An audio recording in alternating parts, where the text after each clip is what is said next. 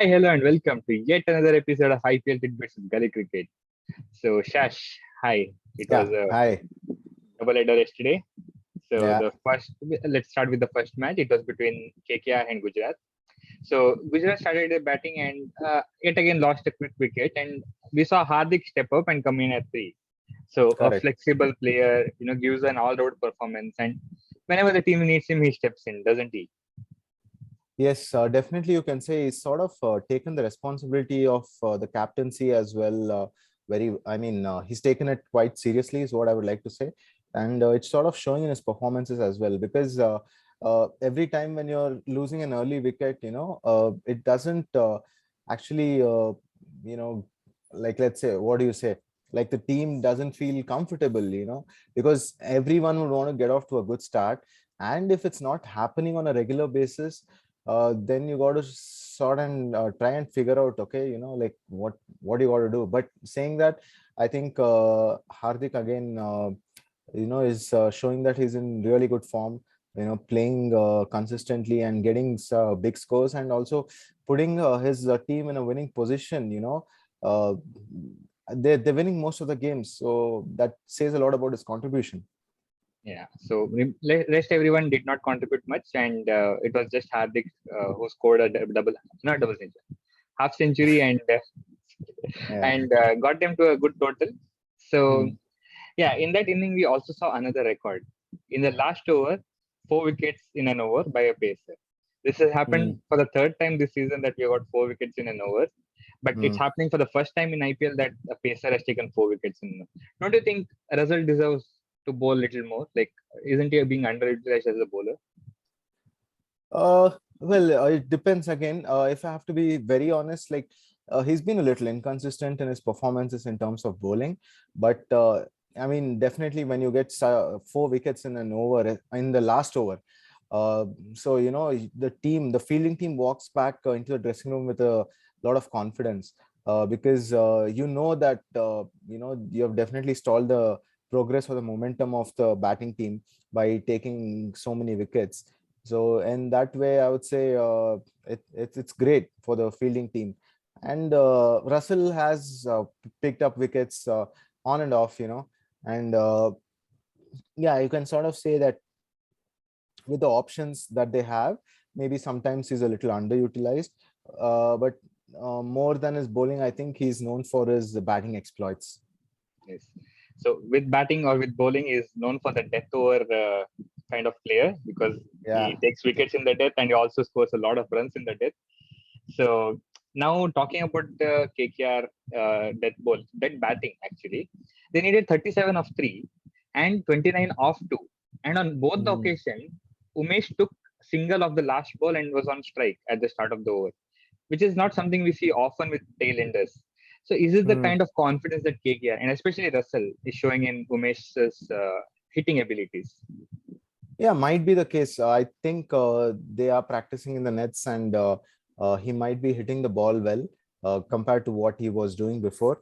We have seen in a few test matches as well where Umesh has scored a few half centuries, but that is predominantly against spinners where he has gone big. But maybe they made a conscious effort to, make use of his big hitting abilities. But saying that, you can say like if Russell had a little bit more strike, Hmm. maybe KKR might have got through because they lost by a very thin, less margin in the end. So yeah, there is something for them to think about. I mean, they have lots to think about considering that they've not been winning games. So how they'll go about it and put their campaign back on track would be interesting to see. Yeah. Tough task ahead for KKR. They've been losing a lot of games recently. So that was it from the first game. And although Hardik Pandya scored a 50, it was Rashid Khan was the man of the match. And that's not a surprise anymore now. So we're used to it. Yeah, yeah, So uh, yeah, no, nobody got it right again in our man of the match contest. So let's quickly move on to mm, the second game. So Shash, a very disappointing game, shortest match yeah, of IPL 2022, and there's nothing much to talk about. So please yeah. take us through the match, Shash. Yeah, I mean, it was one of those horrendous days being an RCB fan and for the RCB team as well. because I think they were just blown away in the second over itself by Marco Janssen. Uh, I think Duplessis got an absolute beauty. Like he himself was surprised. There was quite a bit of movement in that particular pitch, is what he would say. And Janssen made good use of his height and the bounce that was available there on the surface as well. And I think Kohli is struggling, man. If I have to be very honest, because even the shot that he got out to yesterday, there was hardly any foot movement. And he looks so short of confidence, which we have not seen that kind before, except maybe for the England tour in 2014 when he was hardly getting any runs. So maybe I don't know. I'll make a bold call saying that he can be rested for a few games where he can, get his confidence back, or figure out where it is going wrong for him.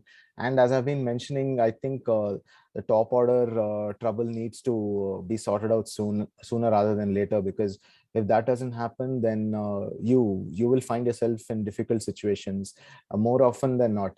The middle order has been doing really well. And I think it was just not RCB's day yesterday, to be very honest, because you had people like Dinesh Karthik and Shabazz getting caught down the leg side as well. So nothing was going right. It was, as they say, a bad day in the office, and where anything you do or throw, it just doesn't go your way.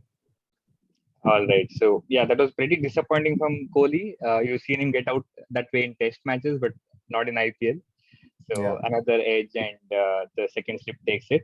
So, but it was an exceptional bowling performance by Marco Hansen, and yeah, that is what got him the man of the match as well. So, Shas, today for a change, we'll have Yeah. we'll decide the winner before we move on to today's game. Yeah. So three people got it right, and all three have won before. So they'll be Mm-hmm. winning it for the second time today. And Let's see who's the lucky guy. Yeah. Or girl. Who no, there are should only three guys. only guys. Okay. Oh, Deepak Agrawala. Agrawala, yeah. Yeah, seems like the spin wheel likes this guy. Huh? I think second time it's Yeah. opted for his name. Mm-hmm. So yeah, congratulations, Deepak. Well done. I think it was quite an easy choice, considering RCB made it so much easier for the viewers as well. That Yeah, but we also had an entry for Umran Malik, because correct. and he had mentioned that we know how the Apparently, yeah. panelists decide. So I know it was the man from the West Indies who has actually made that particular prediction. yes, Yeah, I Dre mean, Russ. yeah. So as we saw in the previous game with Rashid Khan being adjudged the man of the match, I don't blame him at all for thinking in that manner. Yes.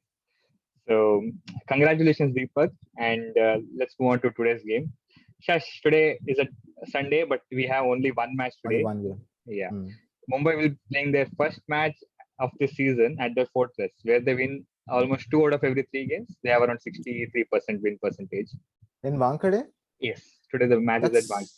that's unfair, right? You Yeah, cannot have a home ground concept in this IPL, right? yes, that's what the other Yeah. franchises protested against. But I think it's because it's Sachin's birthday. They scheduled it there because So only one Wankhede. game they're playing there. Yes, no, they are still playing 2 more at the end. But today's match is at Oh, Wankhede.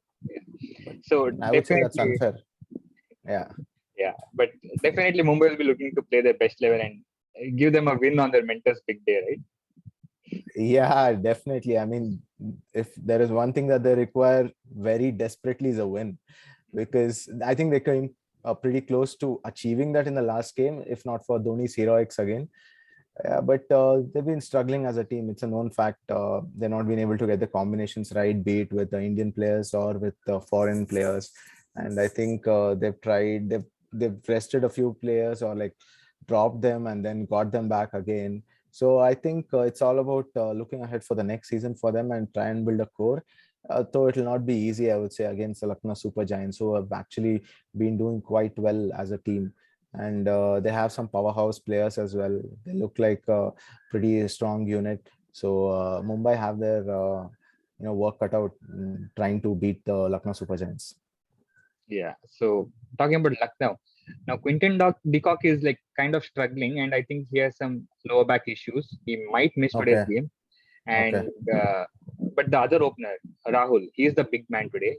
Can you guess his average against Mumbai since 2018? 60. 94.5. Oh God. Is he Okay, going he's to be just the short of by around 4.5 from Don Bradman's average, I would say, Yes. against Mumbai. Yeah. So is he Yeah. going to be the man to watch out for tonight? Well, might be the case considering, as you mentioned, that Decock might not be fit to play the game. So the onus will be on Rahul to probably take the responsibility and give the team a good start and make sure that probably, if possible, he can play his attacking game and bat till the end. They are playing for the second time, right? If in fact, if I remember, he got 100 against Mumbai the last time he played against them. So that would augur well for him. Yeah, considering that he's also the captain, he would want to lead by example as well. Uh, no doubt. I think someone in the team who's desperately short of runs is Manish Pandey. I think they've given him a few options, or like, let's say, a few games, but I don't think he's actually come good with a bat. So if at all he does get a chance again today, he would be someone who would want to make it count tonight. Yes. So LSG has a good opportunity to score a lot of runs because Mumbai bowling has been very weak this season. In fact, they have the worst economy at depth in this season. So, what do you think? Could Mumbai play someone like Arjun Tendulkar, who provides a left-arm option against the right-hand dominated LSG? They even have Mayank Markande actually. Well, considering that it's his father's birthday, wouldn't it be a dream debut for his son? To play for Yeah. Mumbai on the day when his dad was born, and also in their home ground as well. Well, that would be some sort of a fairy tale, wouldn't it be? Yeah. Whether they'll go that route, I'm not really sure, because how much confidence they have in Arjun Tendulkar, whether they want to like play him today is something that is to be seen. Uh, yeah, I mean, it's very surprising, right? For a team that has been so good in the death overs over the past years, having to concede so many runs in the slog overs. So I think it clearly shows that Bumrah is definitely lacking support in that department, and how they're going to iron out those issues will probably decide how many games they're going to win from here on. Exactly. So he's lacking a bowling partner, and we'll have to wait till the next auction to find out who is his Yeah.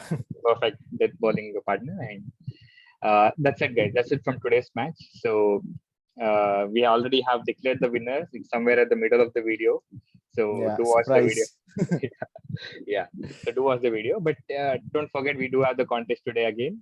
So it's Mumbai versus LSG. Do put in your predict your man of the match and put in your comments here before the start of second innings. So with that, we end the video. Have fun, enjoy cricket, and cheers.